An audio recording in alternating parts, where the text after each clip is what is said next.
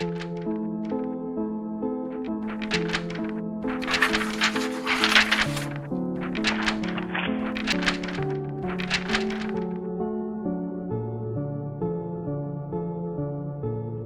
en Resumiendo Libros te traigo Mi lucha, el libro escrito por Adolf Hitler, una obra polémica, peligrosa y fundamental para comprender cómo se construyó una de las ideologías más destructivas de la historia moderna.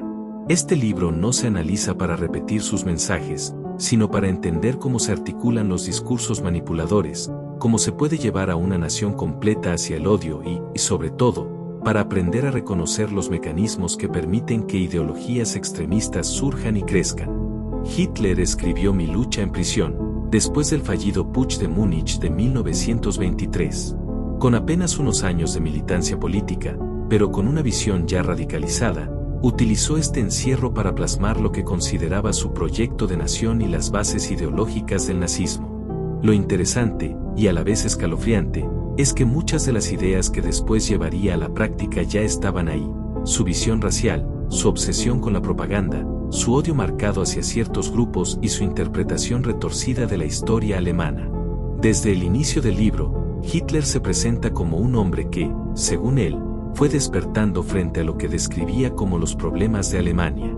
Sin embargo, cuando analizamos el texto con ojo crítico, lo que vemos es una narrativa construida para justificarse y presentarse como un líder predestinado. Habla de su juventud, de sus frustraciones, de su formación autodidacta, y en cada etapa busca un culpable externo para todo lo que salió mal: la derrota en la Primera Guerra Mundial, la crisis económica, el desorden político, incluso sus fracasos personales.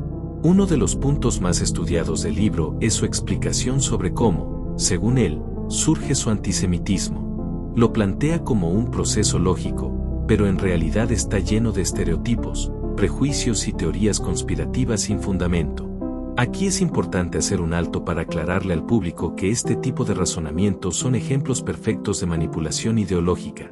Hitler toma emociones personales, como resentimiento, miedo o frustración, y las convierte en conclusiones generalizadas y peligrosas. Mientras avanza el texto, Hitler empieza a explicar su visión del Estado. Propone una nación basada en la idea de una raza superior, un concepto pseudocientífico totalmente desacreditado hoy.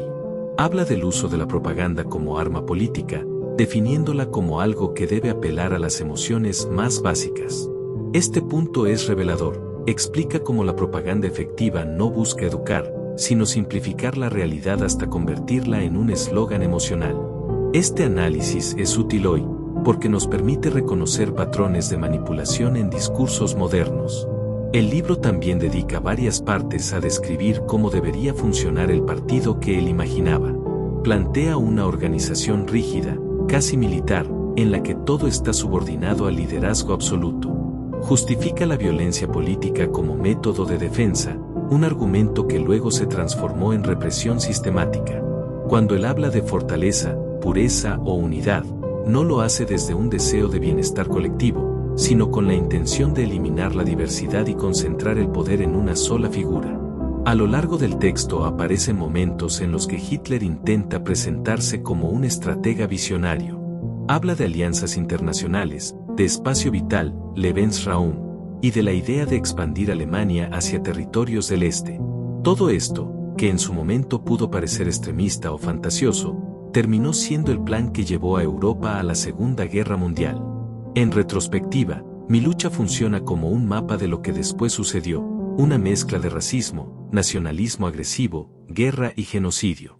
También resulta inquietante la manera en que Hitler describe su visión de la historia. Interpreta los eventos no como resultado de procesos complejos, sino como luchas entre grupos que él divide de manera arbitraria. Esta lectura simplista y manipulada es una de las características principales de los discursos extremistas.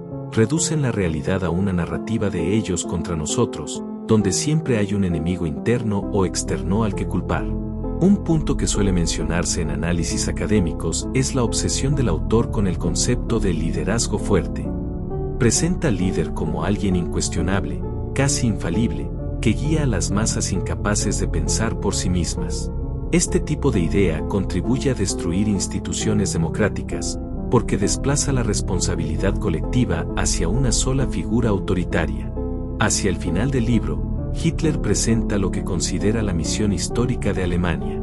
Su visión está profundamente influida por resentimientos de posguerra y por una fantasía de restauración nacional. Sin embargo, al leerlo hoy, se evidencia que su propuesta no era de reconstrucción, sino de conquista y supremacía. Todo se presenta con un tono apasionado y dramático, pero detrás hay un proyecto de violencia extrema. Lo más importante al estudiar Mi lucha es entender que el libro es una herramienta de propaganda en sí misma. No se trata de una obra literaria ni de un análisis histórico serio, sino de un manifiesto ideológico diseñado para convencer, manipular y radicalizar. Su peligrosidad radica en que mezcla elementos reales, como la crisis económica de Alemania o el resentimiento social del periodo entre guerras, con conclusiones falsas basadas en prejuicios y teorías conspirativas. Esa mezcla de realidad y mentira es lo que hace que discursos así puedan atraer a ciertos sectores. Al final, lo más relevante es analizar Mi lucha como un recordatorio de lo frágiles que pueden ser las sociedades cuando se enfrentan a crisis profundas y cuando aparecen líderes que explotan el miedo, la frustración o la búsqueda de identidad. Entender este libro sirve para fortalecer el pensamiento crítico, para reconocer señales de radicalización y para evitar que ideologías dañinas encuentren terreno fértil otra vez. Este resumen no busca repetir las ideas del texto, sino desmontarlas, explicarlas y dejar claro por qué fueron peligrosas, por qué llevaron al mundo a una de las tragedias más devastadoras de la historia y por qué es importante estudiarlas desde una perspectiva crítica y responsable. Si te gustó el video, suscríbete, deja tu like, comparte y nos vemos en el siguiente video orador.